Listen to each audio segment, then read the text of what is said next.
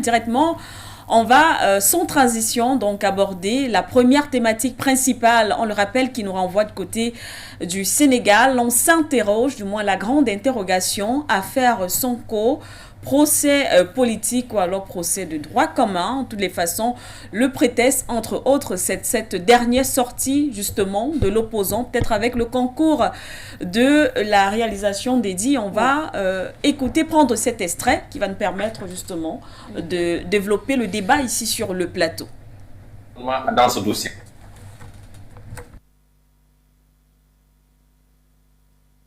Nous n'accepterons jamais l'injustice. Personne ne peut m'empêcher, s'il plaît à Dieu, d'être candidat en 2024. Et je ne vois pas le juge qui va me condamner à 5 ans d'emprisonnement dans ce dossier. Voilà ce petit extrait après que justement l'opposant, après que la justice ait décidé de renvoyer Ousmane Sonko devant un tribunal criminel. Alors, en attendant donc le procès, passion parfaite, donc peut-être pour commencer avec vous, Ousmane Sonko parle d'injustice. Et il faut le dire, hein, durant ses sorties précédentes, on a de plus en plus l'impression, et d'ailleurs même ses partisans, on parle de plus en plus de procès politiques. Écoutez, c'est toujours désagréable d'avoir ce type d'affaires presque à la veille d'une grande compétition. Oui, la présidentielle. Oui, l'Afrique nous a habitués à de pareils scénarios et scénarii, en réalité, qui vont dans la déconstruction d'un personnage, d'une candidature, d'une ambition et d'un programme. Et pour la plupart du temps, c'était des arrangements qui ont été faits entre les équipes sortantes et la justice qui, malheureusement, pour certains pays, encore au niveau de l'Afrique et encore aux autres, c'est une réalité qu'on ne peut pas nier. Maintenant, au niveau de ceux qui sont accusés, pour le cas du Sénégal, c'est Ousmane Sonko aujourd'hui, il y a aussi une attitude qu'on doit avoir. Il y a aussi, oui, c'est-à-dire que j'ai l'impression, depuis le début de cette affaire, qu'il se met dans sa communication dans une position de défi permanent vis-à-vis de l'institution judiciaire. Et je ne sais pas, il faut bien qu'ils comprennent que nous avons affaire à des hommes. Vous ne pouvez pas, vous l'avez écouté tout à l'heure. Tout à fait. Être aussi impératif, être aussi entier. Il ne voit pas un juge. Il ne voit pas un juge. À moins que c'est moi, peut-être que je n'ai pas tout le discours, mais ce que j'écoute là, je dis qu'il y a un problème du point de vue de la communication. Et la fois dernière, ce fut le même cas. Il avait dit, de toute façon, vous qui êtes là avec des situations plus ou moins compliquées, j'allais dire pas du tout claires, sachez que si j'arrive aux affaires, tout le monde va rendre compte. Oui, alors, tout à fait. Il ne faut pas donner l'impression qu'à force d'occasion, on va finir par faire taire tout le monde. Les juges peuvent dire, ok, si c'est ça, allons dans ce bras de fer. Vous vous souvenez? Exactement. Quand M. Sarkozy a tenté d'humilier la justice française, en bombardant à la tête comme ministre de la Justice, une jeune dame qui était encore en train de faire ses classes pour devenir juge. Vous vous souvenez? C'était un coup comment dire ça, des crachats, surtout dans le domaine de la justice, c'est très hiérarchisé, hein, et c'est très complexe en termes de respect, n'est-ce pas, de la hiérarchie. Ces gens, on lui a dit, on verra. Et quand le moment est arrivé, vous voyez ce qui arrive aujourd'hui à Sarkozy, même si on sait que la mafia va finir par le couvrir, mais il est en train d'être humilié à chaque fois qu'il passe devant ces juges-là. Donc je tiens donc à dire à mon jeune frère Sonko de faire attention. Faire attention, c'est vrai que, comme je l'ai dit tout à l'heure, on a l'impression que c'est une affaire cousue de n'importe quoi, de briques, de brocs, de fils. Mais attention, bien cousu de blanc, mais attention, il faut avoir une attitude quand on est dans la posture de M. Ousmane Sonko, qui a l'ambition de postuler, n'est-ce pas, au trône suprême, j'allais dire la magistrature suprême.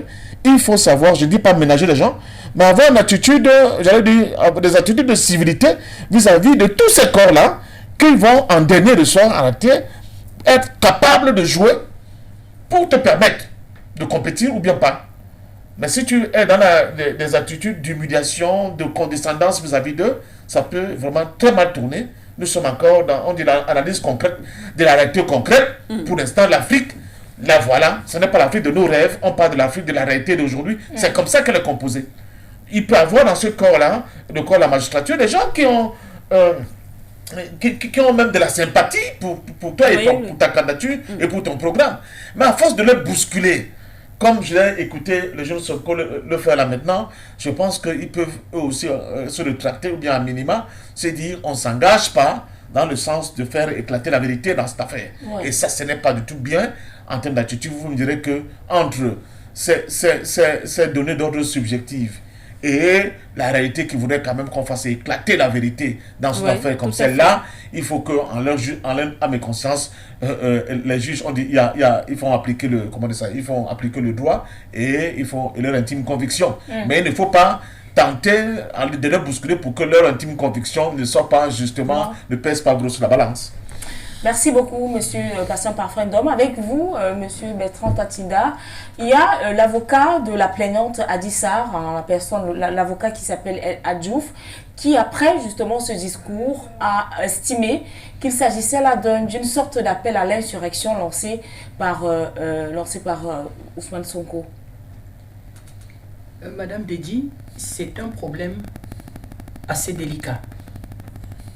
Mais dans ce problème délicat, il faut de façon honnête écouter les deux parties. Vous savez, les hommes puissants, pour réussir en politique, il faut être un séducteur. Ça fait partie d'un ingrédient pour réussir aussi en politique. Quand vous arrivez à plaire à l'audimat, à plaire à ceux qui vous écoutent, et quand je dis plaire, c'est tout y mettre. Vous avez des hommes politiques qui ont des coachs, même sur la monture de lunettes. On a beaucoup coaché François Mitterrand. Regardez les images de François Mitterrand en 1974 quand il affronte de Gaulle et celui qui va décéder au pouvoir, Pompidou. Regardez François Mitterrand en 1981 et regardez François Mitterrand à l'élection de 1988. Dont les hommes politiques plaisent. Deuxième des choses, le pouvoir attire.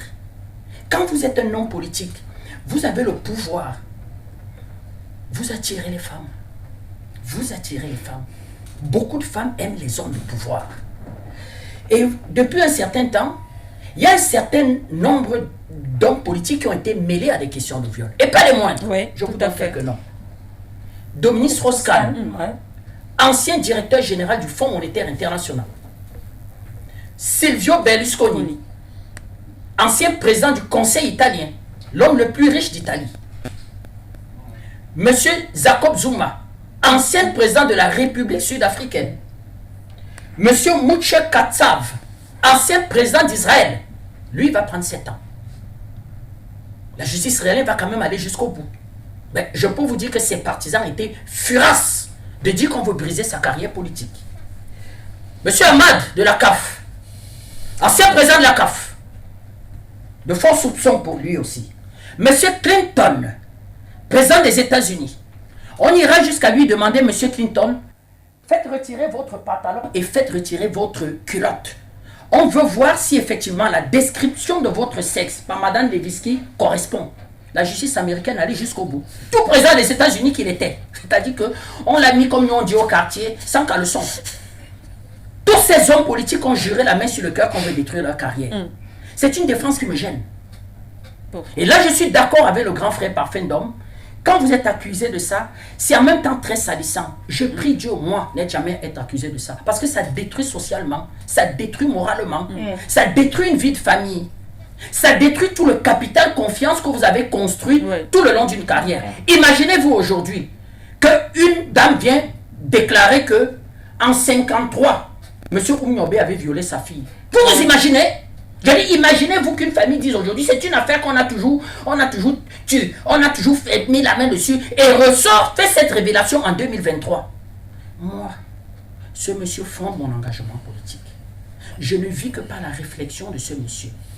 Vous lisez la Bible. Moi, avant de m'endormir, je lis ses discours. Je lis ses discours. Je dis, mais qu'est-ce qu'il aurait pu penser sur la guerre, dans la guerre du Nozo? Quelle position il aurait prise? Je fonde mes positions en fonction de ce que je m'imagine, ce que M. Oumyobé et ses amis auraient eu comme position. Pour vous dire comment je suis son fidèle et son adepte. Rien qu'aujourd'hui, une rumeur qui dirait qu'il aurait eu des attouchements en 1953 sur une fille dans le maquis. ça va me causer un sérieux problème. Donc, je suis parfait avec monsieur, que monsieur Sonko ne politise pas l'affaire. Qu'il se défende. Quand vous n'avez pas violé, vous avez quand même un certain nombre d'éléments irréfutables que vous pouvez porter à la face de la justice. Autre chose, quand il y a eu la confrontation, on n'est pas ici en train de faire le procès. Oui, Je dis bien ça, mais sûr. quand il y a la confrontation, il y avait 7 heures de confrontation. D'après les avocats, M. Sonko revenait sur les mêmes arguments. On veut détruire ma carrière politique. Oui. Je rappelle qu'il n'était que 3e à l'élection présidentielle. Et aujourd'hui, les sondages au Sénégal ne lui donnent pas forcément gagnant à la prochaine élection présidentielle. M. Macky Sall tient bien sa majorité. C'est pas mon dada, M. Macky Sall. Vous savez souvent ce qu'on dit, de lui. Mais il tient sa majorité. Il a une forte coalition. Et il tient le pouvoir. Quand vous tenez le pouvoir, vous tenez l'argent. Et vous avez des facilités à négocier des alliances. Quand vous êtes au pouvoir, vous avez des facilités à négocier des alliances. J'ai souvent l'habitude de dire que le candidat sortant ne part pas sur le même pied d'égalité que les autres candidat du NNP qui irait à l'élection présidentielle ou même un candidat d'une opposition radicale. Ils ne partent pas sur le même pied d'égalité. Donc, quand vous voyez tout ça, vous voyez cette liste d'hommes politiques, la défense a été la même. La troisième des choses, c'est que les hommes politiques aussi ont souvent un réflexe de ne pas vouloir que la justice leur demande des comptes. C'est un réflexe qu'on retrouve chez les hommes politiques, petits comme grands. Immédiatement, ils s'abritent devant ma carrière politique. Monsieur Darmanin, ministre de l'Intérieur français, au moment où je parle, fait preuve de pratiquement, est accusé par 4 dames qui jurent la main sur le cœur que tout puissant ministre de l'Intérieur que vous êtes, parce que quand vous êtes ministre de l'Intérieur en France, vous êtes pratiquement numéro 3, numéro 4 du gouvernement. Tout puissant ministre de l'Intérieur que vous êtes. C'est le ministre de la police. C'est même le ministre de la morale. Même le ministre de la morale. Vous dit que c'est pas que c'est bien d'être accusé de viol. Tout ministre peut être accusé de viol en France, mais ministre de l'Intérieur, parce que vous êtes le ministre de l'ordre. Vous êtes le ministre de la discipline, de la police, de la morale. Les dames disent que aussi longtemps que ça prendra, on demandera justice. Elles ont des éléments. Elles disent avoir des éléments. Et le type jure la main sur le cœur que vous n'avez aucun élément.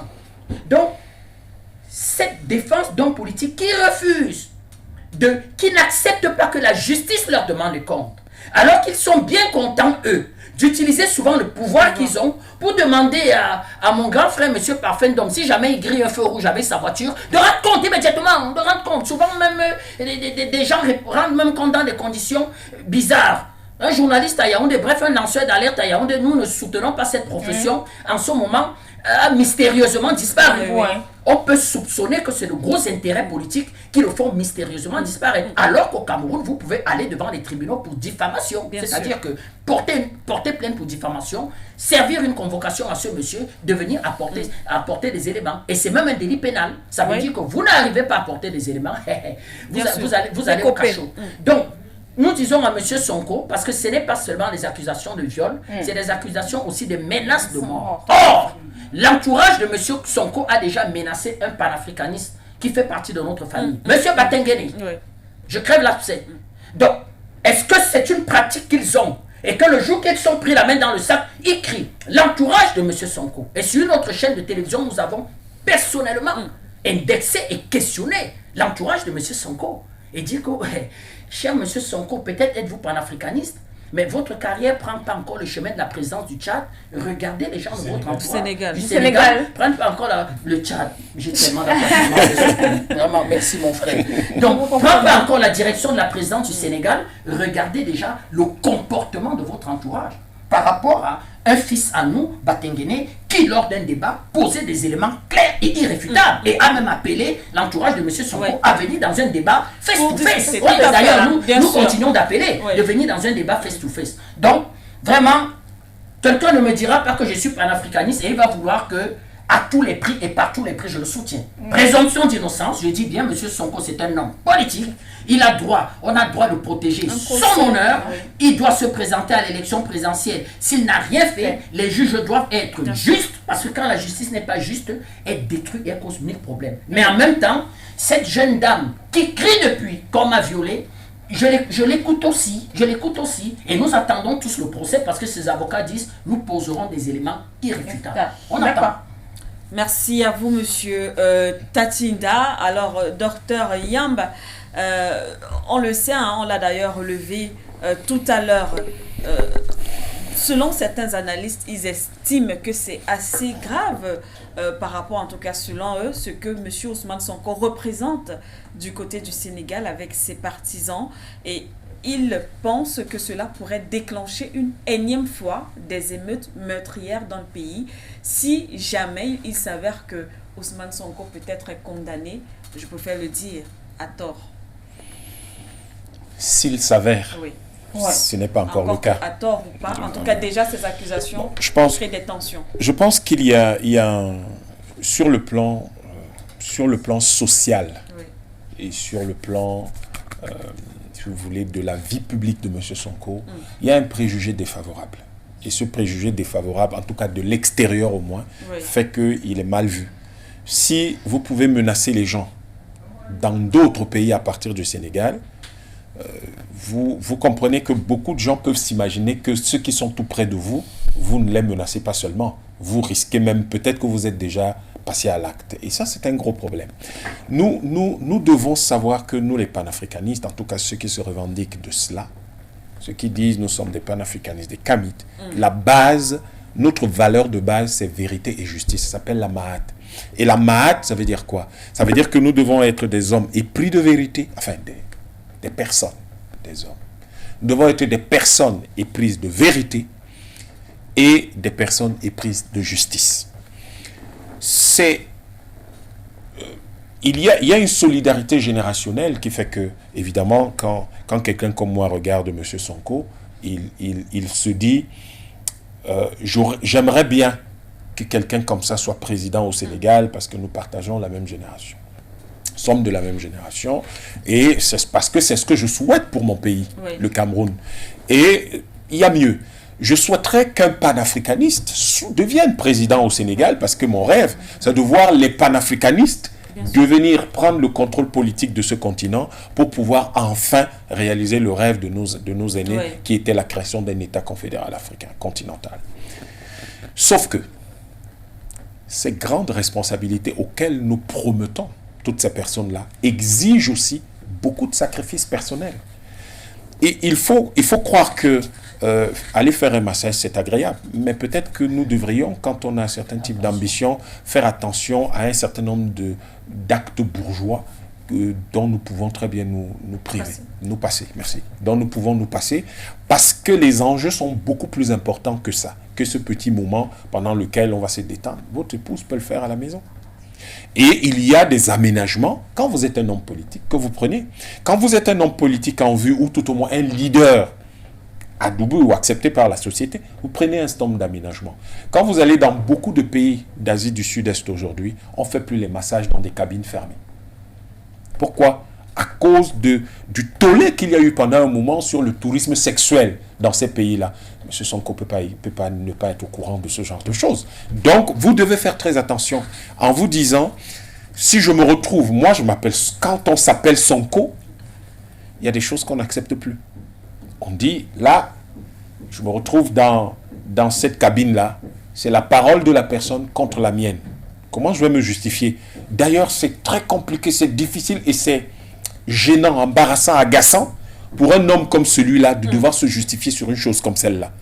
Donc, on évite ce genre de choses. Il faut bien que les gens le sachent. Devenir un homme important dans une société demande beaucoup de sacrifices. Demande de se priver d'un certain nombre de choses qu'on aurait bien aimé avoir. On est obligé, à un moment ou à un autre, de se dire, parce que c'est ça un homme politique, c'est un entrepreneur. Quand un entrepreneur dirige son entreprise, l'une des choses qu'il a toujours sous les yeux, c'est la cartographie des risques. Quand vous êtes un homme politique, la cartographie des risques est toujours sous vos yeux. Quel risque? Ça représente quel risque? Quel risque y a-t-il là-bas? Quelle réponse j'apporte à ce risque-là? Voilà comment vous fonctionnez. Et sur ce plan-là, il faut reconnaître que ce soit qu'il ait raison, M. Sonko, Oui. ou qu'il ait tort, j'espère qu'il a retenu une grande leçon. C'est de dire, attention, il y a un certain nombre de risques que je cours en tant qu'homme politique, que personnalité en vue, et ces risques-là, je dois formuler des réponses adaptées qui me permettent de les juguler. Et puis l'autre chose, au bout du compte, c'est que ça devient quelque chose d'extrêmement gênant. Bertrand Tatinda en a parlé, le patient Parfait Ndomana a parlé, mais je vais insister en ajoutant juste quelque chose, disons, une petite goutte là-dessus. Il faut que les oppositions africaines cessent d'instrumentaliser la justice. Oui. Que les oppositions africaines cessent de politiser tout. Avant d'être un homme politique, on est un citoyen. Et en tant que citoyen, on fait des choses. Quand M. Sonko s'en va faire ses courses dans un supermarché, il n'en fait pas un acte politique. Il ne dit pas à tout le monde, je suis en train de construire ma carrière politique en allant faire des courses.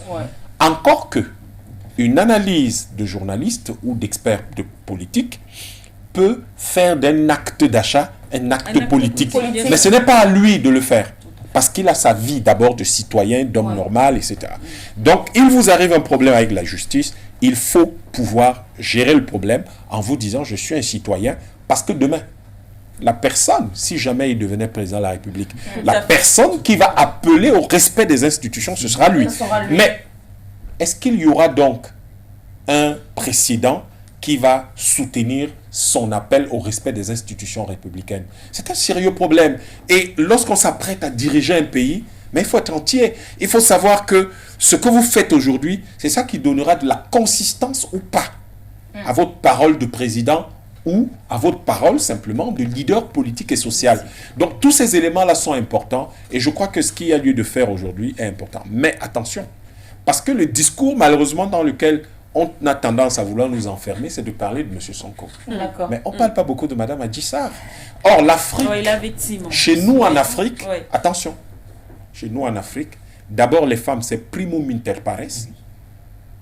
Peut-être que les différentes traites arabes et européennes qui ont lieu, ça nous ont fait oublier ça. Mais les femmes, c'est primum inter pares dans nos sociétés.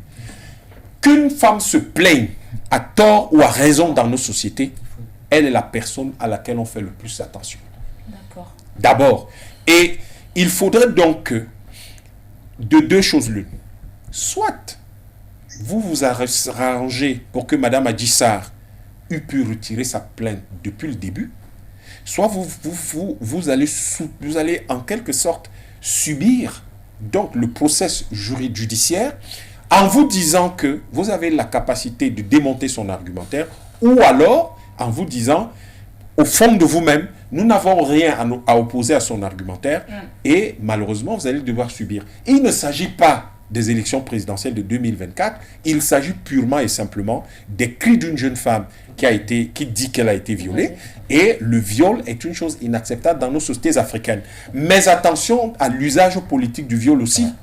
Et cet usage politique du viol, il faudrait que nous nous assurions que vous voyez que ça amène à vraiment démêler les écheveaux de cette situation. Parce que ce serait dommage qu'une valeur comme M. Sonko soit perdue pour l'Afrique à cause peut-être d'une accusation injuste. Mais ce serait encore plus terrible si la vie d'une dame venait à être détruite alors parce qu'on ne l'a pas écoutée, alors qu'elle a toujours dit la vérité. Donc, il faut faire très attention, laisser la justice faire son travail et se soumettre à la justice, parce que tout citoyen que vous êtes, vous devez vous soumettre à la justice. C'est important. C'est d'ailleurs cela être un homme politique, prêcher par l'exemple. D'accord. Et c'est justement ce qui justifie notre thématique procès politique ou procès de droit dans le cadre de cette édition de l'International et de la Régie Moussial que nous avons en appelant en ligne. Il s'agit de M. Abdoul Baril depuis le Sénégal. Bonsoir. Bonsoir, madame. Bonsoir, M. Abdoul. On vous écoute, hein, vous êtes déjà en direct. Voilà, donc bonsoir à toutes ceux qui suivent Forum Média, ceux qui vous écoutent actuellement.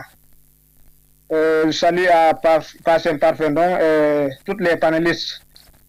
Donc, pour revenir un peu sur la situation affaire Ousmane Sonko, l'affaire Sweet Beauté, parce que depuis ces temps-ci, ça a défrayé la chronique. Le gouvernement de l'État annonce la tenue d'un procès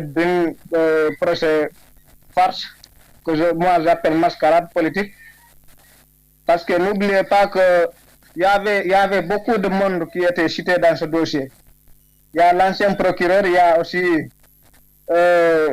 Dior Diagne, la femme du ministre de l'Intérieur Antoine Diome. Il y a aussi beaucoup de gens qui étaient cités dans ce dossier, qui étaient appelés par la justice pour être entendus, mais ils n'ont pas comparu. Donc, pour rappel aussi, le président Ousmane Sonko a comparé à plusieurs reprises. Donc, il a brandi des preuves parce que, pour rappel, il y a des audios qui sont sortis récemment pour là où la marcheuse Adissar dit clairement que tout a été complet, tout a été monté par Mamour Diallo, l'actuel ministre des Transports. Et donc, c'était un coup monté, donc ils avaient signé un pacte. Donc, au terme du procès, ou bien au terme, par exemple, de condamnation de Sonko, donc il allait l'amener aux États-Unis. On peut revenir en arrière. Il y avait un docteur qui l'avait examiné, donc début 2021, mars 2021, avant que les honnêtes ne s'éclatent. Donc, ce docteur-là l'a examiné, il a dit qu'il n'y a pas eu de pénétration, il n'y a pas eu de conjonction sexuelle. Au moment où la masseuse l'accuse. Donc, ça, c'est des faits parce que vous tous, vous savez, donc l'élément central dans une affaire de viol, c'est le certificat médical. Actuellement, le certificat médical donc, a été écarté par l'État parce qu'aujourd'hui, ils sont dans une dynamique, dans une logique de liquidation parce qu'ils l'ont fait avec Karim, ça a passé. Ils ont fait avec Khalifa. Actuellement, leur principal cible, parce que 30% sinon 70% donc, ils savent que dans des élections transparentes, il n'y a pas de perdre les élections. Donc, ils vont faire tout pour l'éliminer avant 2024. C'est ce que nous, jeunes Sénégalais, c'est ce que nous, l'opinion, la société civile, toutes les forces vives de la nation ne vont pas accepter parce que nous considérons que c'est une mascarade politique. Monsieur Maxal est dans cette dynamique de liquidation des opposants. On ne peut pas être dans un pays où c'est le président qui choisit ses candidats. On ne peut pas être dans un pays aussi où, par exemple, si vous êtes du camp du pouvoir, même si vous faites des délits, n'oubliez pas qu'il y a un ministre qu'on appelait Bougazeli, il était c'est-à-dire, on l'a trouvé, il était un trafiquant de faux billets. Il y a aussi beaucoup de ministres qui sont cités dans des affaires, mais ils sont là, tranquillement à leurs occupations. Pourquoi on a accusé Ousmane Sonko, un viol fictif, un viol que tous les Sénégalais aujourd'hui savent que c'est une politique, c'est un cabal monté pour l'éliminer, parce que la jeunesse sénégalaise, c'est l'espoir de la jeunesse sénégalaise, c'est l'espoir aujourd'hui de toute une nation. Ce que j'ai à vous dire, que ce procès-là, c'est un procès qui ne va pas se tenir, parce que la population, la jeunesse sénégalaise ne va pas accepter.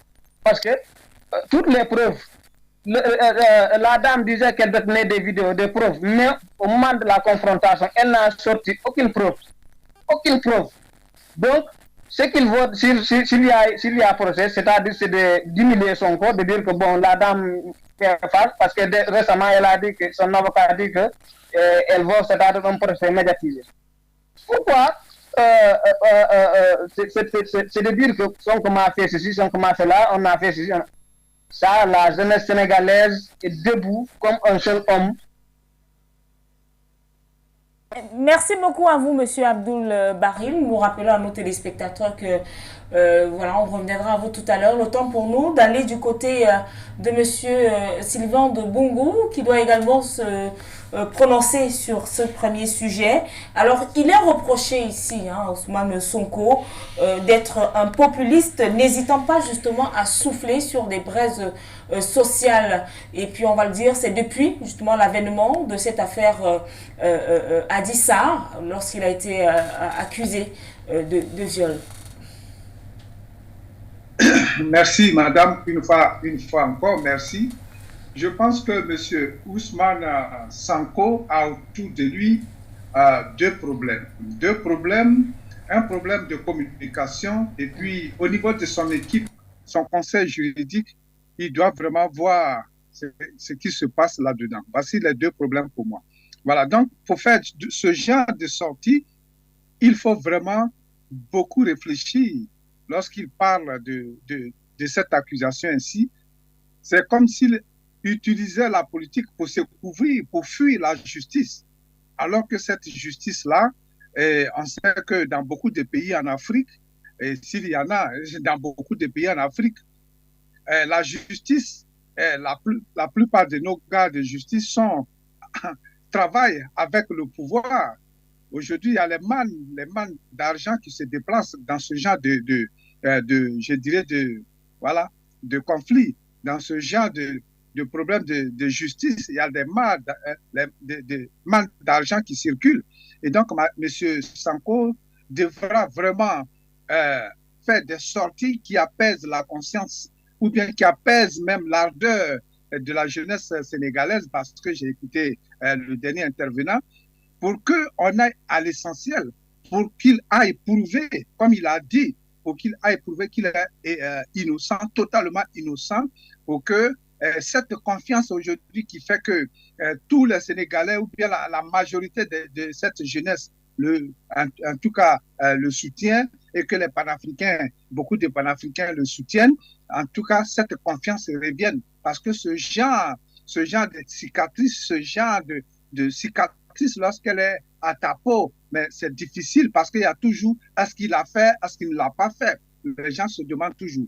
Et son conseil juridique également devra vraiment lui donner des conseils pour dire oui, vous êtes un homme populaire, vous êtes un homme qui aspire en tout cas à la présidence, à la magistrature suprême, mais vos sorties, l'affaire est en cours et donc il ne faut pas empiéter sur cette affaire pour ne pas qu'on dise que vous avez, il y a eu un transfert d'influence. Il faut qu'ils se ressaisissent. Il faut que ces hommes de justice, ces avocats, soient vraiment très teigneux avec lui. Il ne faudrait pas qu'il ait peur. Déjà, il n'est pas encore au pouvoir. C'est maintenant qu'il faut le former et l'informer au niveau de la justice. Donc, ces avocats devraient être vraiment sérieux dans ce qu'ils font comme travail. Il ne faut pas avoir déjà peur. Mais de l'autre côté, ce que nous devons aussi donner, je vois un peu, j'imagine la souffrance, si cela est vrai, la souffrance de mademoiselle Adissa, j'imagine sa souffrance. Je dis que c'est difficile d'accepter cela, c'est difficile qu'une femme qui n'aime pas, qui n'est pas consentante, en tout cas subisse ce genre de choses, si cela est vrai. Mais si cela n'est pas vrai, il faut que cela nous donne des leçons pour dire nos sœurs doivent se méfier parce que les hommes politiques qui sont devant ou bien qui détiennent le pouvoir les jettent à la mare pour les utiliser et après on les abandonne. Et c'est très triste, c'est vraiment triste. Je donne un exemple, par exemple, qui s'est passé ici en Angleterre. Ce n'est pas de la politique, mais c'est encore un joueur d'origine sénégalaise qui a été accusé de partout par des femmes, comme quoi, voilà, il les a violées. Mendy, il s'appelle Mendy, l'affaire vient de prendre fin et ces femmes aujourd'hui, il est prouvé qu'il est innocent. Beaucoup de cas, il est innocent dans tous ces cas. Ce sont ces filles qui se sont jetées à lui pour avoir de l'argent. Et après, quelle image ce genre de femme représente dans la société, du côté de votre famille, du côté de vos amis? Comment les gens vont vous regarder? Donc, nos sœurs doivent vraiment se méfier de ce genre de gain facile qui n'est pas rare aujourd'hui au niveau de la politique, à l'approche des élections ou bien des discussions, même pour vous éliminer, pour éliminer un candidat à l'avance, on prépare des gens. Alors, Ousmane Sanko devra vraiment faire attention. Comme on l'a dit tout à l'heure, les palénistes l'ont dit, son gars a menacé quelqu'un déjà, et ce n'est pas bien parce qu'on parle de viol et de menaces de mort. Alors, un opposant déjà qui n'est même pas encore au pouvoir, si ces gens menacent de mort, alors pourquoi devrais-je aller mettre mon ticket dans la caisse pour le voter? Parce que demain, il peut se retourner contre moi et m'envoyer en prison, bien me menacer de moi à tout moment, ou même m'assassiner. Ça, ce sont des choses qu'il ne doit pas faire comme sortir, que ces gens ne doivent pas faire comme sortir. Et donc, il faut qu'il balaie autour de lui. Il faut qu'il soit courageux pour parler à tous ceux qui l'entourent, à toute son équipe, de façon très franche. Parce que Aujourd'hui, ce qui se passe au Sénégal est regardé partout. C'est toute l'Afrique qui se retrouve là-bas, comme on se retrouve au Mali, en Centrafrique et un peu partout où les mouvements, en tout cas où la situation politico-sociale bouge pour libérer l'Afrique, franchement. Alors si déjà lui, dans l'opposition, il peut me menacer, il peut menacer Dr Yam, il peut menacer tous ceux qui sont là, je dis que ce n'est pas normal. Ce n'est pas normal. Il faut qu'il ait du caractère dès le départ pour qu'il mérite notre confiance. Merci à vous, Monsieur Sylvain Ndobongo. On revient sur le plateau rapidement avec vous, Monsieur Ndom. Ensuite, on va aller retrouver une fois de plus nos téléspectateurs. D'ailleurs, on a Monsieur Sidier déjà qui est en ligne depuis le Bénin. Dans quelques minutes, on vous retrouve, Monsieur Sidier. Passion parfait, Ndom. Oui, je crois que cette affaire Sonko, on peut l'appeler ainsi, il met à la lumière de nos réflexions au quotidien beaucoup de problèmes. Le problème, tout à l'heure, Yambla essaie de toucher ce problème, le problème de la place que nos sociétés donnent à la femme. La place de la femme au sein de nos sociétés. Le problème de la polygamie. Les sociétés qui sont dites polygames, elles ont un certain type d'attitude vis-à-vis de la gente féminine. Ça se sait. Mais il pose aussi le problème, justement, de la parole. Là, nous sommes face à deux belligérants, on peut les appeler ainsi. C'est la parole de l'un contre l'autre. Et, effectivement, le problème de la propension de ce que j'appelle la classe moyenne africaine à adopter une culture des us et des attitudes bourgeoises qui sont complètement en décalage avec la vie réelle des gens dont il estime sur lesquels il doit s'appuyer pour atteindre, par exemple, sur le plan politique, des places supérieures. Et ça ne pardonne pas. Bon, je commence d'abord par dire, il faut que les gens arrêtent d'instrumentaliser les femmes. La femme africaine doit être respectée. Et la femme africaine doit le savoir que pour nous, les panafricains, elle occupe une place majeure dans notre combat. D'ailleurs, j'ai l'habitude de le dire. Le panafricanisme ne réussira pas tant que les femmes ne prennent pas la totalité de leur place dans ce combat. On ne pourra rien faire. Les hommes seuls ne peuvent rien faire s'il n'y a pas les femmes au centre du combat et des enjeux panafricains. Deuxièmement, il faut quand même qu'on se souvienne que d'autres femmes se sont laissées aller dans des espèces de corruption au point de jurer sur des faits qui étaient inexacts. Nafissatou Diallo, Oui. avec l'affaire Strauss-Kahn. Aujourd'hui, c'est connu qu'elle a été manipulée et qu'elle a joué le jeu. Elle a même été payée pour ça. Pour le bien de banque. Nous savons. L'affaire Zuma, dont on parle, vous savez, la question de l'affaire Zuma, arrêtez, c'est la question de la polygamie affichée et ouverte de Zuma. Au-delà du fait que si ça, Zuma dit, je suis polygame. Pour l'Occident bien pensant, c'est un problème qu'un Africain dise qu'il soit polygame. Être LGBT, ça passe, mais être polygame, ça pose problème. Et il y a des multitudes d'affaires comme cela. Donc, en dernier ressort, mes deux amis l'ont dit, ce que nous reprochons à Sonko, c'est sa manière de communiquer. En donnant l'impression que, de toute façon, ou ça passe ou ça casse. Ou vous me laissez tranquille, ou je brûle tout. Il faut faire attention avec ce type d'attitude et de langage. Deuxièmement, nous supplions le gouvernement sénégalais d'être le plus neutre possible dans cette affaire. Parce que si ça s'avère un temps soit peu, qu'il y a une manipulation de la justice à des fins politiciens, alors là, je peux vous dire que ce qu'on ne souhaite pas, le Sénégal va s'embraser. Et si le Sénégal s'embrase, c'est nous tous qui sommes perdants. On voit, malgré le fait que le Sénégal est comme il est quand même un point de stabilité sur notre continent aujourd'hui. On ne peut pas le nier. Et ensuite, peut-être je sors par là, même si je n'ai pas tout égrené, il y a quand même la question fondamentale, je dis la question fondamentale de la maturité de nos institutions. La question fondamentale de la maturité de nos institutions. Souvent, on a l'impression que face à des situations comme la situation que nous avons là, nos institutions manquent de maturité. Quand je parle de la maturité de nos institutions, je ne parle pas seulement de l'institution judiciaire, mais de nos institutions en général. Pour Sonko, quel qu'en soit l'issue de ce procès, je peux vous le dire, c'est une tache noire déjà sur son nom.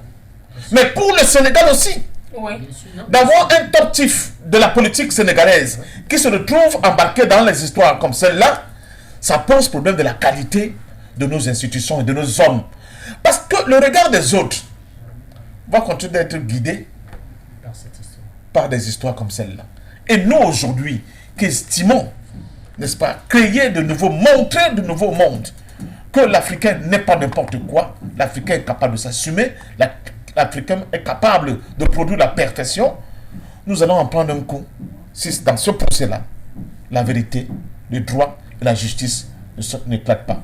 Donc nous souhaitons que l'État s'écarte au maximum, surtout je dis les politiques, de la manipulation de quoi que ce soit. Deuxièmement, que le candidat Ousmane Sonko fasse preuve d'une attitude d'humilité, j'allais dire de comportement vis-à-vis de l'institution judiciaire.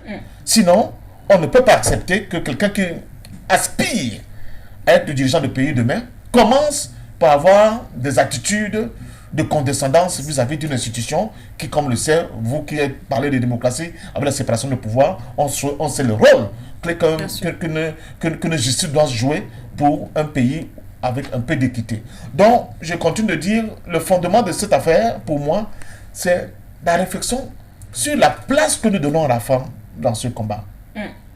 Les Africains, de plus en plus, doivent réfléchir puissamment sur ces données.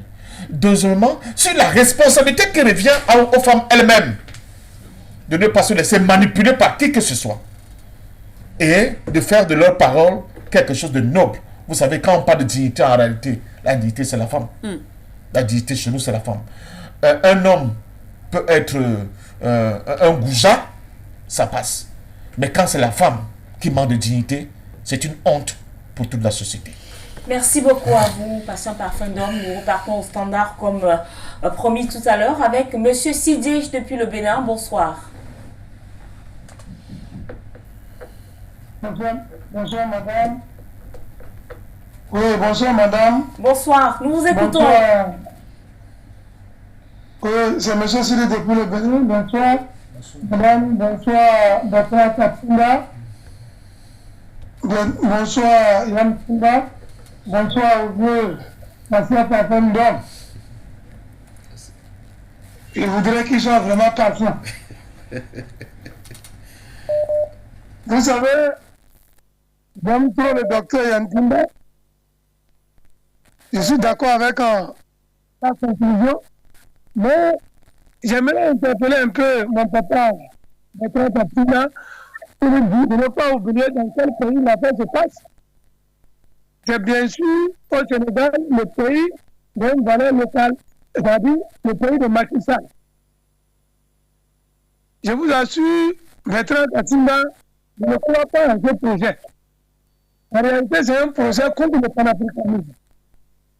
On peut reprocher à Ousmane Sonko son immaturité de maîtriser son entourage. Ça, c'est un autre débat. Parce que la troupe en politique, elle est difficilement maîtrisée. On y travaille, et jusqu'à la fin, on y arrive jamais. Mais je suis d'accord avec les conseils qu'on nous donne. Mais, si cette affaire de viol, je peux donner ma langue, je peux donner ma main à côté. Mais je fais un clic. Vous savez, en réalité, vous n'êtes pas sans savoir que l'accident va voir. Et il faut passer par tous les moyens pour permettre le panafricanisme. Qui nous souviennent, on nous a fait sortir des dossiers ici, Ousmane Sonko sera en connivence avec les forces obscurantistes de Jean Soros.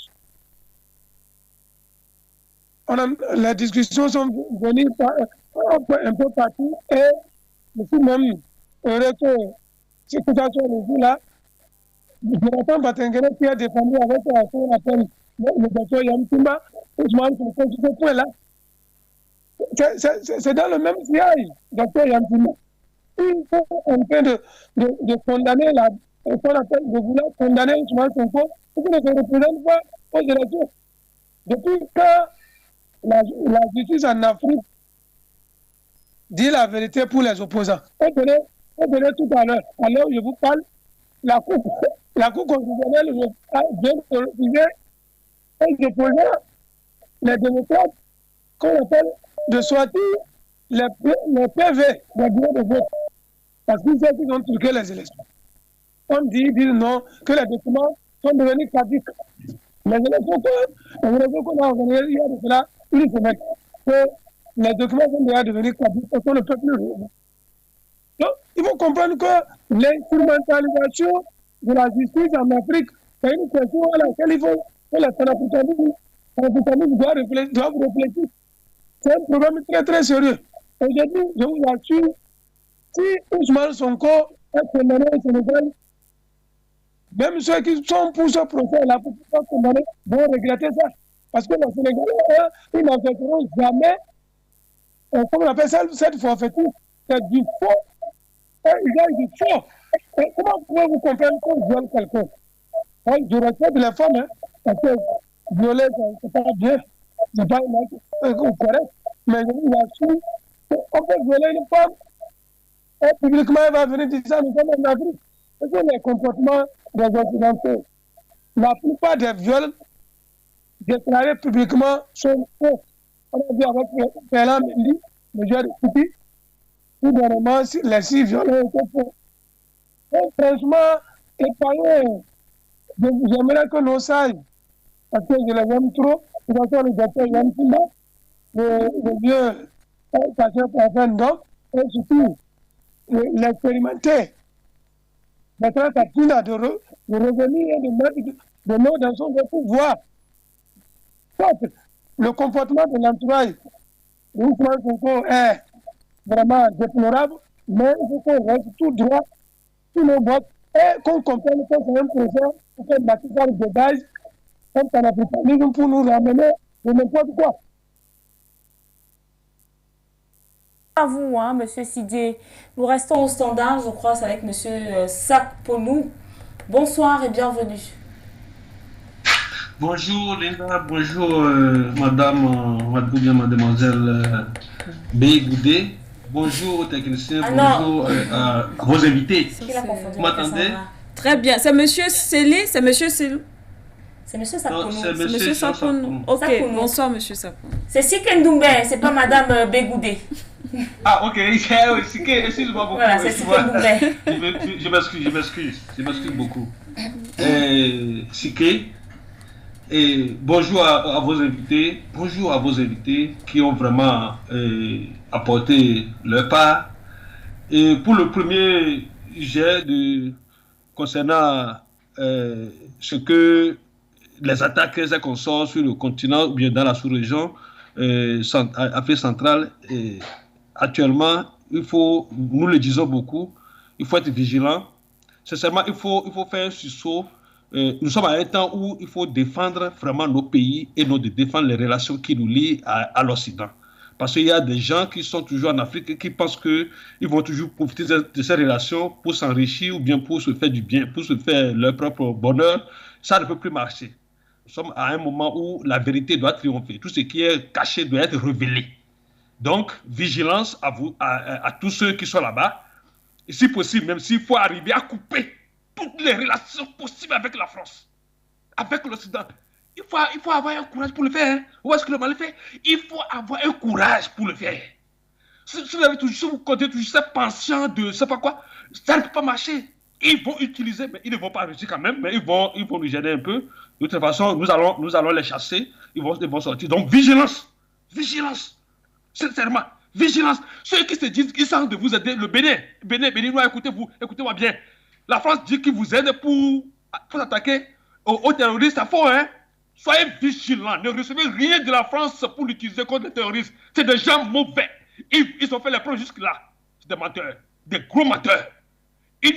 C'est ceux qui sont même nos malheurs. Si vous ne reconnaissez pas cela, je pense que ça ne peut pas marcher. De toute façon, l'Afrique doit sortir de l'ornière dans laquelle on l'a posé depuis longtemps. Concernant l'affaire Ousmane Sonko, vous voyez, c'est vraiment, il ne faut pas être passionné de la femme ou bien de l'homme. Nous sommes tous égaux devant le Créateur. Néanmoins, nous devons effectivement, et comme je l'ai dit tout à l'heure, se baser sur la vérité. Pour cette affaire de Ousmane Sonko plutôt, il faut les sages, je ne sais pas s'il doit encore en exister au Sénégal pour pouvoir voir cette affaire. Ousmane n'a pas violé, c'est vrai, mais il y a quelque chose qui est là. C'est c'est profond. Parce que tout est fait pour le salir, tout est fait pour l'instrumenter, pour utiliser même ses erreurs du passé, pour l'éliminer. Mais ça ne fait pas du bien au Sénégal. Comme vous l'avez dit, que son entourage sache que nous sommes dans une lutte où il faut effectivement que la vérité triomphe. Soyons patients pour apporter la vérité au monde.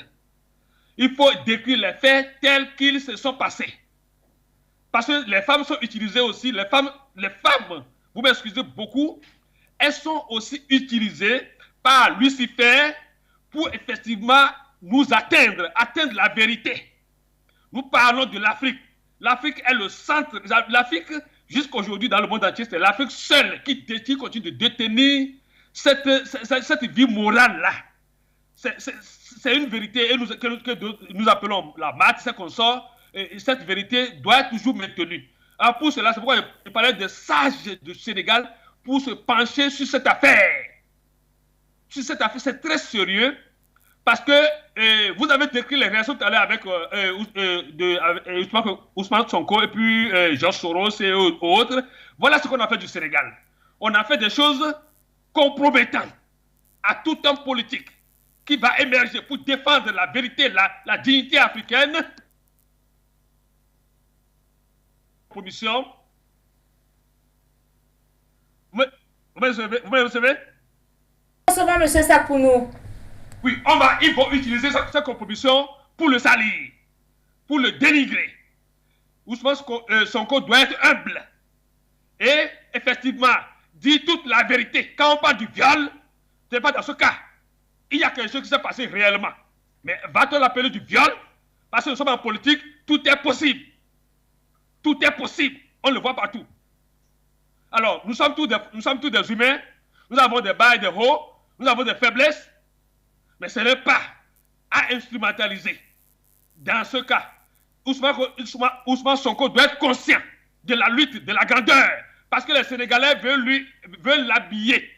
Et de cette grandeur, peut-être qu'il ne mérite pas, mais s'il n'est pas visible, il va exploser le pays. Il va exploser le pays de Anta Diop. Et ce n'est pas sérieux. C'est aussi un centre de savoir. Alors, il faut tout faire pour protéger cette image du jeune. Que lui-même soit humble et qu'il dise la vérité à son entourage restreint pour que cette affaire soit résolue avec les sages du Sénégal. Nous sommes en guerre, tout est utilisé contre nous. Mais nous avons la victoire. Que Dieu vous bénisse, que la lumière divine soit sur vous pour pénétrer la vérité. Tout ce qui est caché doit être révélé. Les plans de l'Occident contre le continent africain doivent être dévoilés et doivent échouer. Merci. Merci à vous, Monsieur Sapognou. On va rester au standard. On va aller justement du côté du Sénégal prendre l'appel de Monsieur Baril. Bonsoir, Monsieur Baril, on vous écoute. Bonsoir, madame. Allô? Oui, monsieur. Vous êtes en direct et nous vous écoutons. À propos du procès, le procès, c'est comme nous faisons dire, un procès politique, purement politique. C'est tout à fait politique. Ici au Sénégal, nous les jeunes, là on va résister. Nous allons résister. Rien ne se passera parce que ce pays-là, le président Macky Sall, ce qu'il veut là, il veut liquider Ousmane Sonko. Il veut le réprimer, ce que nous n'allons pas accepter. Ok, je crois que nous avons perdu Monsieur Baril, qualité sonore pas du tout agréable à l'écoute. Quand vous intervenez, Monsieur Baril et bien sûr les autres également, vous baissez simplement le volume de votre récepteur à la maison. C'est ce qui crée justement cette interférence. Baissez le volume, vous n'avez pas besoin de vous réécouter à la maison. Et puis vous participez. On va laisser le standard ouvert quand même. Oui. Le temps de revenir sur le plateau, peut-être faire l'autre tour de table. Alors, est-ce que nous avons quelqu'un au standard? Alors, je crois que nous allons prendre le dernier tour de table pour cette première thématique. Nous avons écouté quelques appelants de part et d'autre des pays du continent africain. Alors, docteur Yamb, c'est vrai que la plupart reviennent sur une possible insurrection. Tout dépend, cette insurrection dépend du verdict, du procès qui devra se tenir, même si la date n'est pas encore connue. Mais aujourd'hui, quand même, il y a une question qui taraude les esprits des uns des autres. Pourquoi avoir remis cette affaire maintenant, à la veille d'une élection présidentielle? 2024, c'est demain. Et pourtant, c'est une affaire qui date de 2021. Et 21. Pourquoi n'avoir pas épongé cette affaire cette année-là, repoussé à quelques heures, je vais le dire ainsi, des élections, notamment des législatives d'abord. Il y a eu des législatives du côté du Sénégal. Et puis, il y a la présidentielle qui se prépare activement. Je pense que c'est ce genre d'interrogation, justement, lorsqu'on les pose, ça nous permet de venir sur ce qui est essentiel. C'est-à-dire que M. Sonko n'est qu'un citoyen comme un autre.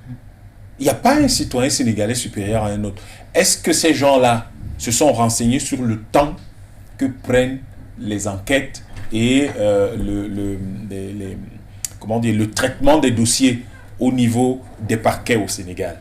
Il y a quand même une certaine, disons qu'il y a un temps moyen qui est pris pour le traitement des dossiers. Et je vais vous dire, parlons un peu de politique avant que je n'embraye sur ce que je voulais dire. Encore une fois, quand on est un homme politique, on ne laisse pas pourrir les dossiers. Ce dossier aurait dû être réglé, géré en 2021. C'est-à-dire au moment où le dossier, le problème est apparu, est apparu à la connaissance du grand public. Les avocats de M. Sonko auraient dû régler ce problème. Je ne sais pas ce qu'il est, qu'importe ce qu'il est, mais quand on est Ousmane Sonko, les gens qui vous entourent règlent ce genre de problème. Parce que ceux qui l'entourent doivent éviter qu'il ne soit éclaboussé. En espérant, naturellement, et c'est notre grand espoir, que c'est lui, dans cette affaire, qui dit la vérité. À partir du moment où c'est lui qui dit la vérité, apparemment, il a dû le répéter quand même à tout son entourage. Ils auraient dû régler ce problème. Si éventuellement, c'est l'autre dame qui dit la vérité, peut-être est-ce pour cela qu'ils n'ont pas pu régler ce problème, comme tous les avocats, généralement, s'y prennent dans ce genre de situation. Mais je voudrais revenir donc à ce par quoi j'avais commencé. Je pense que les gens n'imaginent pas le nombre de dossiers de viol qu'il y a au Sénégal. Les gens n'imaginent pas. Et le Sénégal n'a pas... Le Sénégal, c'est un pays de 17 millions d'habitants. Ça veut dire que en même temps, vous n'allez pas avoir un système judiciaire aussi important que celui de l'Allemagne, de la Chine ou des États-Unis. Encore que dans ces pays-là, tous les systèmes judiciaires sont débordés. Et je crois que tous les dossiers sont traités pendant un certain temps, et ce dossier a été traité pendant un certain temps. Ça n'a rien à voir. Et encore une fois, ce réflexe de politiser les dossiers n'est pas bon. C'est-à-dire que on imagine que le temps de traitement du dossier est politique parce que c'est M. Sonko. S'il s'appelle M. Sarr, M. Mbar ou M. Sall ou M. Diouf, ça aurait été quoi? Ça aurait été 2 semaines, il croit? Ça aurait été 1 mois, il croit vraiment?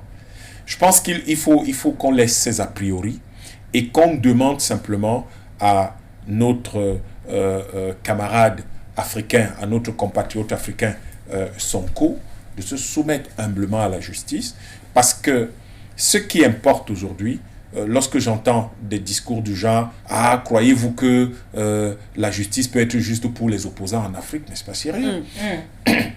Même si M. Sonko devenait président aujourd'hui, c'est avec cette justice-là qu'il devra gouverner le pays. Qu'est-ce que vous imaginez? Donc, il faut que, quand vous prétendez au pouvoir, vous devez avoir une attitude, pas nécessairement de collusion avec les institutions, si vous estimez que ces institutions-là ne font pas le travail comme cela se devrait. Mais vous devez avoir une attitude de collaboration avec ces institutions-là. Et ce qu'on demande à M. Sonko aujourd'hui, c'est de collaborer avec la justice, parce qu'en même temps, les Sénégalais qui constituent le corps de la magistrature, ce ne sont pas des idiots, ce ne sont pas des fripouilles. Ces gens-là, quand même, tous les jours, ils rendent des verdicts. On ne va pas dire que tous les verdicts qu'ils rendent sont des verdicts totalement injustes. Pas du tout. Ils rendent des verdicts justes aussi. Et je pense que l'attitude, et ça c'est connu, en matière judiciaire, l'attitude du justiciable détermine en grande partie l'attitude des magistrats.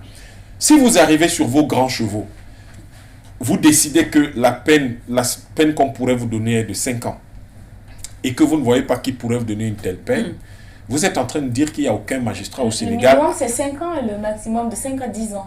Voilà. Vous estimez qu'au Sénégal, il n'y a aucun magistrat qui a le droit ou la capacité de vous condamner. Il ne faut pas avoir cette attitude-là. C'est ce qu'on lui dit. En fait, c'est un conseil. Maintenant, c'est un grand garçon. C'est un très grand garçon qui sait exactement ce qu'il veut, qui a des ambitions très claires, très précises. À lui de savoir où il va et malheureusement d'accepter demain de subir ce qu'il aura déclenché. Mais je dis encore, le procès qui est en train de s'ouvrir est un procès de droit commun. Parce que les affaires de viol ne relèvent pas du domaine politique. Ça relève du droit commun. Et M. Sonko sera jugé sur la base du droit commun. Bon, sous réserve que l'appel qu'interjecteront ses avocats peut-être prospérera et qu'on lui évitera ce procès. Mais si ça ne prospère pas, il y aura un procès et il faudrait simplement qu'il arrive, qu'il présente les éléments qui vont l'innocenter et lui permettre de continuer la carrière politique qu'il a démarrée, qu'il a entamée. Et je crois ici que nous devons savoir dans cette affaire, avant de dire pourquoi on sort ça aujourd'hui, il faut que les gens aillent se renseigner sur la durée moyenne de traitement des dossiers au niveau du parquet. Que les gens aillent s'informer sur la durée moyenne de traitement des dossiers au niveau de la police. Parce qu'avant le parquet, il y a la police. Et c'était une opportunité, à mon avis, pour M. Sonko de se positionner sur ce terrain-là. De se dire, moi-même qui suis Sonko, Ousmane, j'ai un problème en justice, quelqu'un m'a accusé. Mais au fait, peut-être qu'il n'avait jamais été confronté à ça, il se dit, cette fois-ci, je vais en apprendre davantage. Et de manière concrète, quand on se plaint à la police, que se passe-t-il? Comment ça se passe-t-il? Combien de temps ça prend? Qu'est-ce que ça implique? Quelles sont les étapes? Quand ça se retrouve au niveau du parquet, que se passe-t-il? Ça prend combien de temps? Qu'est-ce que ça implique? Etc. Et vous élaborez dans un discours qui est un discours politique à ce moment-là, qui n'a rien à voir avec votre problème. Votre problème, vous venez quand vous êtes convoqué, à la limite, la première chose, c'était d'éviter de commenter, de s'exprimer sur ce sujet. D'abord parce qu'on ne commente pas les affaires en cours en justice. Et deux, parce que les justiciables ne peuvent pas spéculer sur les peines qu'ils encourent. La loi, elle est claire, mais vous ne savez pas du tout ce qui va déterminer le juge. Donc, je crois qu'il faut qu'on laisse ça. Mais le problème de viol est un problème extrêmement important dû au bouleversement culturel et civilisationnel que nous notons en Afrique depuis quelque temps. Je rappelle à la plupart des Africains que lorsque vous étiez convaincus de viol, dans la plupart de nos pays, vous étiez bannis. Parce que j'ai l'impression qu'on a oublié notre histoire, on a oublié notre mode de vie. Quand vous étiez convaincu de viol, vous étiez banni de la société. Mais quand une femme était convaincue d'accusations injustes, elle était tout autant bannie. Pourquoi? Parce que le viol est quelque chose qui flirte avec la vie. Vous violez une femme, elle peut tomber enceinte. Et vous vous souvenez que Miss Sénégal, je crois 2020, avait eu ce genre de problème. Bon, tout le monde avait été scandalisé par la petite phrase de la présidente du comité à l'époque en disant « elle l'a bien cherché ». Ça dénote quand même d'une certaine attitude par rapport au viol dans une société. Et le fait que cette jeune femme était enceinte, qu'est-ce qu'on fait? On garde un enfant issu d'un viol. Nous, les Africains, on ne connaît pas les histoires d'avortement. Il n'y a même pas de mots dans la plupart de nos peuples pour dire avortement. Donc, qu'est-ce qu'on fait de cette affaire? C'est pour ça que les questions liées au sexe sont des questions extrêmement délicates parce qu'elles flottent avec la vie. On peut donner la vie. Et donner la vie dans ces conditions-là ne donne pas nécessairement de la joie aux femmes. Or, nous devons veiller à ce que nos femmes soient en joie, parce que la qualité d'une société se mesure aussi à la qualité de la protection et la qualité du bonheur que cette société apporte aux femmes. Lorsque nous voulons que si nous voulons qu'il y ait du bonheur en Afrique, nous devons nous assurer que nos femmes, nous leur donnons du bonheur. Nous n'avons pas besoin d'en rajouter à la misère actuelle en mettant les femmes dans une situation désagréable. Mais il y a quand même le fait que nous demandons aux femmes de ne jamais céder à la manipulation qui consiste à mettre certaines personnalités publiques en danger. J'espère que ce n'est pas le cas dans l'affaire Sonko et que Sonko qui clame son innocence, on espère que ce n'est pas assis dessus. Si c'est assis dessus, ce sera une très mauvaise chose de la part de Mme Adji Sarr. Mais si Mme Adji Sarr a effectivement subi ce qu'elle déclare, c'est une honte, c'est quelque chose de terrible. Et il faudrait naturellement que ceux qui en sont les auteurs payent, mais il est inadmissible de détruire une vie, soit par un mensonge, soit par un acte délibéré de cette nature. Et nous disons qu'il faut cesser de politiser l'affaire Sonko. Il faut en faire une affaire comme ce qu'elle est exactement. C'est une affaire de droit commun. Il y a un problème de viol. Il va falloir prouver qu'il y a eu viol ou pas. C'est vraiment du droit commun. C'est quelque chose de totalement commun. Je crois qu'il y a beaucoup de statistiques sur lesquelles on aurait pu revenir, mais bon, on pourra en parler peut-être, ou d'autres pourraient en parler. Merci à vous, docteur Yamb. Donc, avant d'aller retrouver monsieur Sylvain de Bongo, peut-être aussi pour continuer le tour de table, on va aller encore une fois de plus au standard parce qu'on a 2 autres téléspectateurs qui nous y attendent depuis un moment. Monsieur Gallo Célie, on l'a cité tout à l'heure. Vous êtes avec nous encore ce soir, monsieur Célie. Bonsoir et bienvenue. Oui, bonsoir madame Sylvain Doumbé. Bonsoir madame Dédi et à vos invités. Oui, je remercie vraiment le professeur Yamb d'avoir pris le temps d'être assez prudent avec ce sujet-là, parce que d'un côté, il faut protéger nos enfants, nos sœurs, nos mères face à ce fléau que la civilisation déjantée des Occidentaux a déversé sur notre continent. Mais cela dit, il faut quand même ramener quand même les choses à leur réalité. C'est-à-dire que ça fait quand même longtemps sur notre continent que les régimes qui sont au pouvoir utilisent ces leviers pour éliminer les candidats ou bien tout adversaire dans des compétitions électorales. Et c'est allé très loin dans les pays comme le Cameroun, où il y a eu complètement des assassinats de toute une équipe de jeunes dirigeants qui auraient pu amener notre pays à des destinations plus luisantes. Mais depuis, on a de moins en moins de maîtres, mais on va vers des empoisonnements et des emprisonnements. Je crois que c'est cette tourmente qui s'est installée au Sénégal. Même Macky Sall qui parle là, il a été arrêté. Il a été arrêté et mis en prison. Ouad a été arrêté et mis en prison. Et Macky Sall a éliminé. Il pense pouvoir éliminer des candidats aussi facilement.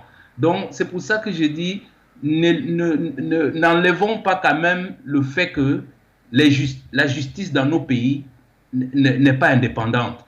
Elle est doublement dépendante. Non seulement elle est politiquement dépendante, mais elle dépend aussi du franc CFA.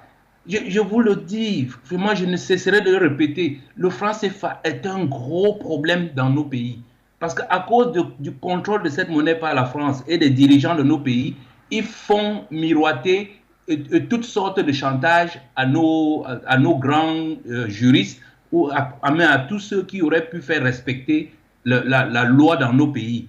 On a vu des procureurs ici nommés qui organisent des faits comme s'ils avaient été nommés ministres ou bien comme s'ils avaient été élus pour aller au paradis, juste parce que derrière, il y aura le franc CFA qui va venir financer tout cela. Donc, vraiment, je dis, c'est pas vrai de dire que la justice est libre. Il faut que ces hommes de justice-là relèvent le niveau et prennent leurs responsabilités pour refuser la pression des politiques sur eux. Moi, je le dis, c'est pas qu'au niveau politique, cette affaire de CFA. Je rappelle toujours que Tchèque Anta Diop, au Sénégal, a été payé 60 000 francs CFA par mois par Léopold Sédar Senghor, imposé par la France. pour casser ce fils d'Afrique qui cherchait bien à démontrer que l'art africain a été prépondérant ou bien elle a précédé à la civilisation occidentale. Donc vraiment, je le dis comme ça, d'une manière ramassée, mais pour finir, je vais quand même aborder avec la prudence qu'a soulevé le docteur Yamtimba en disant qu'il ne faut pas que les femmes se prêtent à ce jeu-là. Parce qu'on l'a vu dans ce qui s'est passé au Mali. On a condamné les soldats à 20 ans d'emprisonnement ferme, mais les femmes qui faisaient partie de ce groupe ont été condamnées à mort. Ça veut dire que ces femmes-là avaient probablement des rôles plus sinistres qu'on ne s'imagine. Donc j'invite nos sœurs, nos mamans, de ne pas participer à ces jeux qui continuent à retarder notre continent. Pour finir, par rapport au deuxième sujet, je dirais ces mots africains, préparons-nous à soutenir la Russie si cette guerre s'embrase en Ukraine et devient une guerre mondiale. Les Africains doivent se tenir derrière la Russie pour empêcher que ce système qui nous a pourri la vie depuis plus de 70 ans perdure. Merci de m'avoir écouté et bon week-end à vous. Merci beaucoup à vous, Monsieur Sely, d'avoir participé à cette édition de l'International. Sylvain de Bogo, une dernière prise de parole sur cette première thématique avant de passer à la seconde. Alors, rendu bien sûr à l'état des choses actuelles pour Ousmane Sonko, le président du PASTEF. Qu'est-ce que si il vous était donné de faire partie de son collège d'avocats, quelle aurait été, pourquoi pas la solution que vous lui proposerez? Si j'étais membre de son conseil juridique, je dirais de ne pas intervenir sur ce problème dans ses sorties politiques, qu'il ait abordé, en tout cas les sujets politiques, qu'il essaie même je dirais, de se prêter prêt à, si vous me le permettez, voilà, d'être prêt à aller affronter cette justice-là à la cour qui ne vilipende pas ces gens-là, les gens de la justice, parce que là, ils seront carrément remontés ils peuvent être remontés contre lui. En parlant comme il le fait, la justice sénégalaise peut dire qu'elle est déjà prise pour une justice corrompue, et donc on y va, on va aller dans ce sens-là. Mais je pense que les Sénégalais, les juristes sénégalais vont prendre la mesure de leur décision, la mesure qui s'impose, parce que le pays peut s'embraser, comme on le dit, ou bien le pays peut être en paix. N'oublions pas que de chaque côté, il y a des supporters, et M. Sanko ne détient pas la majorité forcément de ceux qui le soutiennent, ou bien des Sénégalais. Alors, toute la population sénégalaise, on peut dire, est aujourd'hui au bord d'une ligne rouge, chacun de son côté.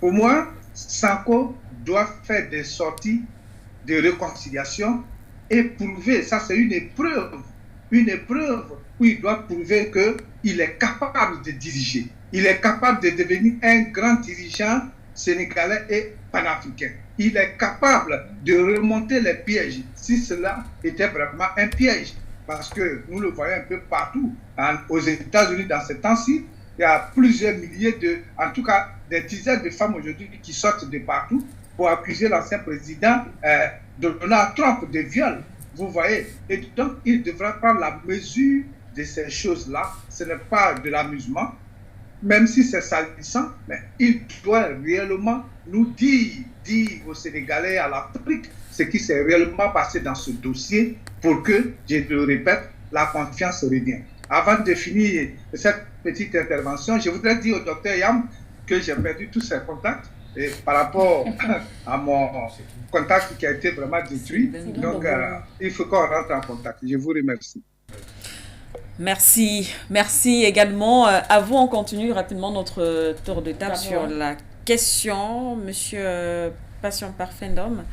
Alors, finalement, c'est vrai qu'on a quand même essayé de répondre à cette question, plus ou moins, procès politique ou procès de droit commun. Qu'est-ce qu'on pourrait bien sûr retenir et à quoi devrait-on s'attendre concernant cette affaire? Évidemment, on ne pourra pas évacuer le fait quand même que le timing peut porter sujet Ça reste un problème. Oui, ça reste un problème. On ne peut pas ne pas le dire. Oui. On ne peut pas non plus évacuer le fait que la plupart des justices dans le précaré sur les africains ont souvent été aux ordres. Il faut qu'on soit aussi honnête pour pouvoir le reconnaître.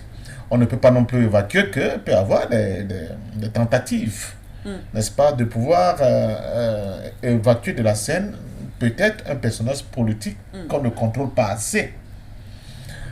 Donc, est-ce à dire que Ousmane Sonko est un personnage, on va dire quoi, un danger entre guillemets pour le pouvoir en place? Non seulement pour le pouvoir en place, mais même pour, par exemple, mettons les pieds dans le plat, la France. Toutes les manifestations auxquelles Sonko a été mêlé se sont attaquées. Ces manifestations, les gens sont attaqués, ou bien des Français. Pourtant, on a vu sa dernière sortie où il avait dit qu'il n'a aucun problème avec la France. Oui, et il appelait d'ailleurs la France à soutenir le bon candidat, plus ou moins, si on décrypte bien. Ça, ce sont ses conseillers qui lui disent qu'il faut arrondir un peu les angles. Parce que tu as été beaucoup plus perçu comme quelqu'un qui est anti-français. Okay. Il n'y a pas que ça. Le simple fait même qu'il a été interviewé par un média officiel français, ça participe de cette espèce de tentative de décrispation des relations tendues qu'il avait vis-à-vis de la France. Ça, on ne peut pas non plus l'évacuer. Il y a aussi, j'insiste là-dessus, l'instrumentalisation des femmes dans le processus d'invalidation de certaines personnalités pose problème. Bon, le plus violent ces derniers jours, c'était l'histoire de ce jeune joueur. Oui, jeune joueur en Angleterre, Mendy, je crois. Sur les 8 cas d'accusation, 7 ont déjà été invalidés. Alors que, et son club, et les médias, et la plupart des bien-pensants de ce monde, nous l'avons jeté à la Mendy populaire. Mais si vous n'êtes pas assez costaud, vous pouvez même vous suicider. Donc, ce n'est pas un jeu. C'est aussi un jeu on peut déconstruire complètement toute une vie. On peut briser complètement des carrières. Donc, il faut faire attention avec ces situations-là. Mais une fois de plus, nous insistons et nous disons, et c'est Bertrand qui commence à le dire, quand vous commencez à monter en puissance et vous arrivez au niveau où M. Sonko est, il faut faire un effort de vous entourer de véritables conseillers. L'attitude que vous devez avoir vis-à-vis de ceux qui sont en face de vous quand vous prenez la parole, tout est scruté à la loupe. Il faut faire très attention. Lui, parce qu'il veut être le premier serviteur du peuple sénégalais, il doit davantage être plus humble qu'il l'a été avant. Il doit mesurer ses propos. Il doit mesurer son attitude. Il doit savoir que il sera l'homme de la réconciliation d'un Sénégal nouveau, si jamais la chance lui est offerte de pouvoir diriger ce pays. Et pour cela, il doit rassurer tout le monde. Il ne peut pas avoir un discours clivant, un discours menaçant, un discours condescendant vis-à-vis de quelques tiers que ce soit au sein de son peuple. Même s'il est au courant qu'il y a des manigances, qu'il y a des complots contre lui qui sont ourdis dans des chambres noires pour essayer de disqualifier sa candidature. Lui, il doit toujours prendre de la hauteur pour être le plus moins possible susceptible d'être traité de quelqu'un qui ne peut pas se contrôler dans les moments difficiles. C'est justement dans les moments difficiles qu'on doit être en capacité de maintenir un sang-froid nécessaire pour mieux négocier et gérer certaines affaires. Maintenant, pour la fin, nos femmes, je sors par là, les femmes africaines ne doivent pas être des instruments de quoi que ce soit, ni du majocisme hors norme, soi-disant des hommes de pouvoir, on ne sait pas très bien même dans le cadre africain ce qu'on peut appeler par homme de pouvoir, ni parce que nous avons des cultures dont on ne veut pas soi-disant moderniser, elles sont considérées comme des citoyens de seconde zone. Il faut arrêter avec cette attitude. J'insiste et je sors par là avec beaucoup plus de vigueur.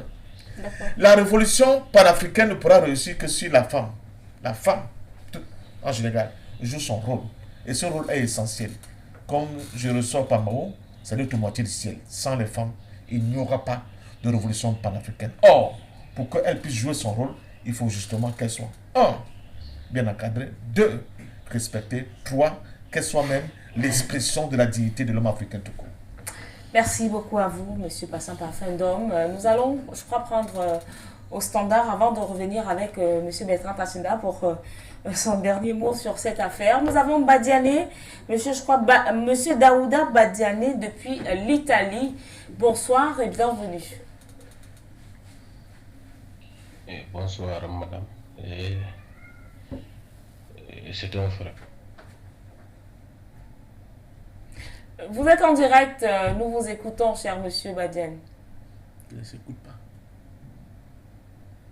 Monsieur Daouda Badiané, vous êtes là? C'est juste pour apporter une contribution par rapport à ce dossier Ousmane Sonko du Sénégal. Parce qu'il y a un monsieur qui vient de dire que pourquoi les avocats de Ousmane Sonko n'avaient pas insisté pour qu'il y ait procès bien avant 2023 ou bien depuis le début des événements. Tout à fait. Moi, je leur assure que c'est tout ça là. Ils avaient déjà fait ça. Ousmane Sonko même était allé parce que vous savez qu'il était placé sous mandat et sous contrôle judiciaire. Mais à un certain moment, Ousmane Sonko même, il a tellement insisté pour qu'ils aillent au procès, pour qu'ils s'attellent sur le dossier, mais malheureusement, les gars n'ont pas voulu le faire. Avec ça, pour contester ça, pour manifester son amertume par rapport à ça, Ousmane Sonko est allé jusqu'à refuser d'aller signer. Vous savez que sur le contrôle judiciaire, il allait signer chaque quinzaine du mois. Il allait signer au bureau du doyen des juges. C'est ce qu'il faisait. Mais à un certain moment, il est allé jusqu'à 8 mois après. Ousmane Sonko s'est arrêté. Il a arrêté d'aller signer parce que vraiment, il a vu que ces gens-là, c'est de la politique qui les intéresse. Il est en train de chercher des solutions. Je vous répète, moi, je suis sénégalais. Je suis né au Sénégal, grandi au Sénégal. C'est là-bas où j'ai fait tout. Mais ce que je m'en vais vous dire, dans ce dossier-là, il n'y a rien, absolument rien. Le certificat médical a statué qu'il n'y a jamais eu de viol. Les témoins qui étaient là, tout le monde, ont dit qu'il n'y a jamais eu de viol. Même rapport, ça n'a jamais eu.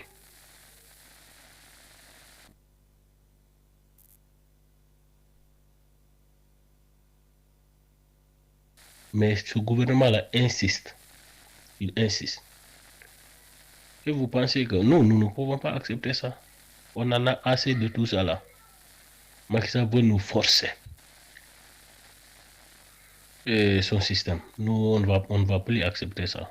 Nous sommes prêts à riposter. Attendez, vous allez voir dans les jours à venir. Le Sénégal n'est pas un pays où les gens vont se laisser faire. Non, on en a assez. La plaignante elle-même, elle a arrêté à un certain moment, elle est allée jusqu'à un certain moment, elle a vu que là où il est en train de...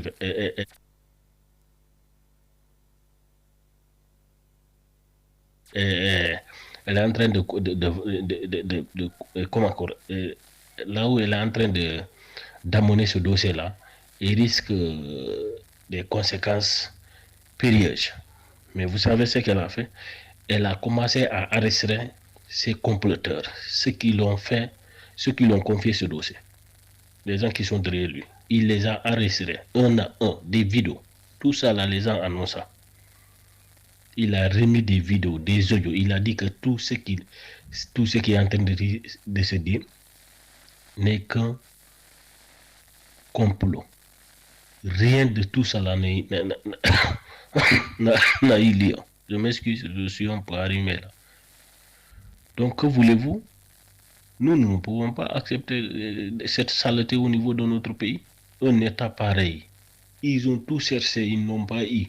Ils rentrent dans ces détails-là, dans un pays comme le Sénégal. Le certificat médical a attesté qu'il n'y a jamais eu de viol. La gendarmerie même a fait une enquête à l'intérieur de la gendarmerie. Ils ont vu que la police qui faisait l'enquête, le rapport de la police, le procureur de la République est allé jusqu'à falsifier pour y inclure des photos, des vidéos, des photos en charge sur Ousmane Sonko et enlever là-bas les parties qui le déchargent. Tout ça là, cette enquête-là, on a tout ça là sur nous. Et vous voulez que nous ayons au procès. Nous, les Sénégalais, nous disons non, il n'y aura jamais de procès. au Sénégal, il n'y a pas de justice indépendante au Sénégal. En plus de ça, c'est l'ethnie de Macky Sall. Il a utilisé son ethnie. Malheureusement, les autres sont des victimes. Parce qu'ils ne veulent pas de ce que Macky Sall est en train de faire. Il a utilisé son ethnie pour faire un combat politique. Tous les juges qui sont sur le dossier là, tous les juges, je dis bien, sont de son ethnie. Il a même ethnisé le gouvernement sénégalais. Ses proches, ses parents. Ce sont ces gens-là qui gèrent aujourd'hui le Sénégal. Ils sont tous devenus des milliardaires. En tout cas, je m'excuse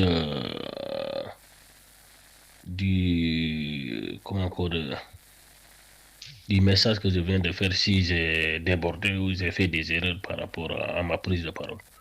Voilà, c'était ma contribution par rapport à votre débat. Vraiment, je voudrais...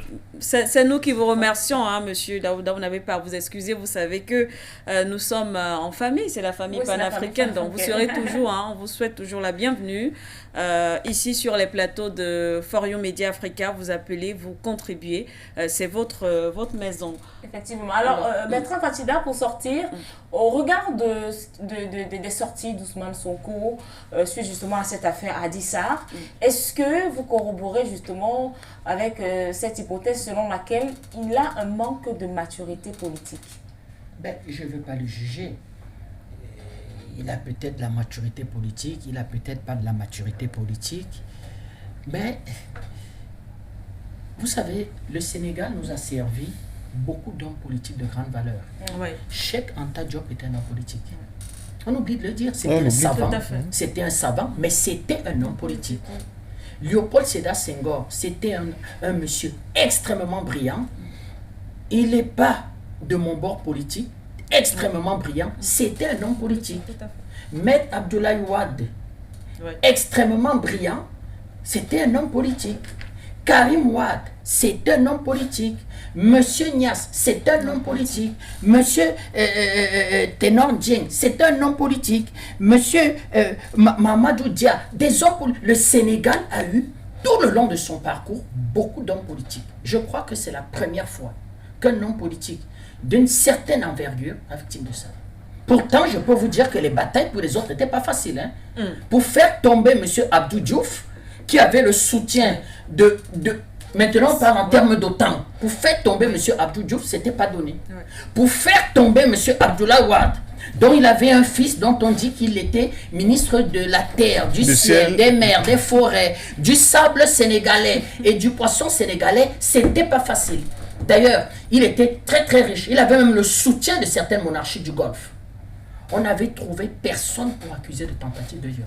Mais il y a quand même une histoire, c'est que les deux se connaissent. Et les deux se sont retrouvés quelque part fermés à clé pour massage, pas massage. Personne n'était blanc. J'en sais pas sur une fois de témoin.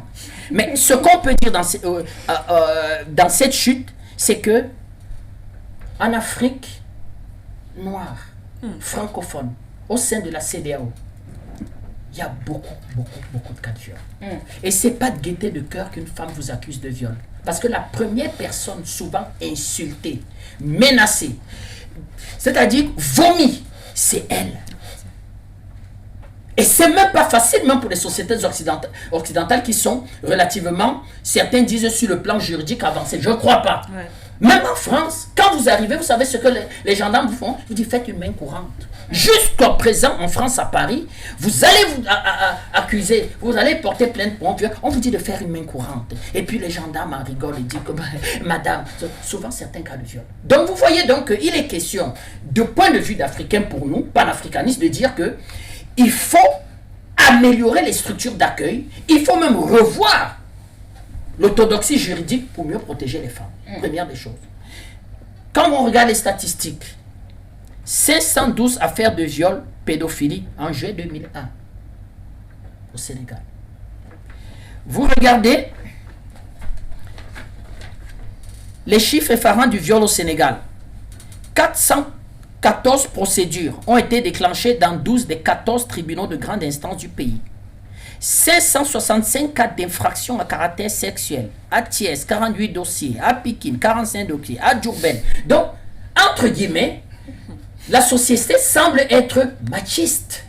Il ne s'agit pas de dire qu'ils ne sont pas élégants, les hommes sénégalais. J'ai beaucoup d'amis, ils sont très élégants. Et surtout, ils sont fiables en amitié. Quand vous avez un ami sénégalais, quand il dit qu'il est votre ami, vous pouvez compter sur sa loyauté et la fiabilité de son amitié. Ça, vraiment, il faut le dire pour les Sénégalais. Mais c'est une société, je ne sais pas pourquoi, je ne suis pas spécialiste de la civilisation, de la culture, de l'évolution anthropologique du Sénégal, mais c'est une société qui semble être magiste. Pourtant, de tous les potentiels candidats, M. Sonko, c'est celui qui tient le discours qui est le plus proche du nôtre. Il tient un discours souverainiste, il tient un discours social, de dire que dans nos pays, les richesses et les systèmes doivent changer de façon qu'il y ait un meilleur équilibre de répartition des richesses. Monsieur Sonko est le seul courageux au Sénégal qui affronte l'oligarchie française et qui tient un discours contre le CFA. Il le dit en tout cas. Je ne sais pas si, mais il le dit en tout cas. Donc, en termes de discours des candidats sénégalais, il a celui qui tient le discours qui semble être le plus proche de nous. Donc, nous sommes les premiers malheureux en nous disant que mais voilà un jeune qui a une carrière, qui a un discours, certes on a des divergences, on le regarde un peu, mais qui tient un discours qui est proche de nous, avec qui même on peut discuter, on a beaucoup plus de choses en commun, mais comment il se retrouve dans cette histoire? Et c'est là où le conseil de l'aîné Parfait d'Homme est tout à fait important, de dire qu'il mette de côté la politique, parce que s'il arrive à démontrer le caractère irréfutable du viol, c'est lui le grand gagnant, Sonko. C'est lui le grand gagnant. Donc, l'enjeu du procès, c'est ses avocats de démontrer le caractère irréfutable en prenant même source de sa vie.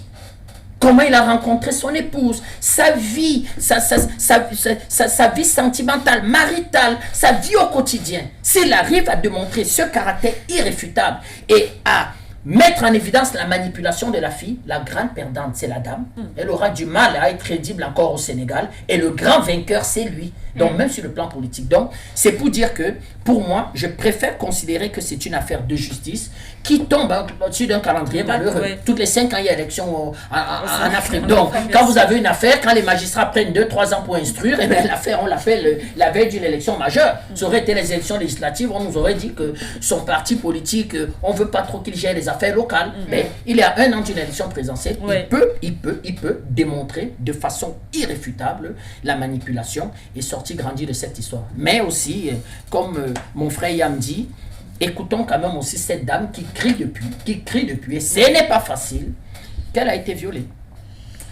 Et nous poursuivons donc cette édition avec la deuxième thématique pour le temps qui nous reste encore accordé dans le cadre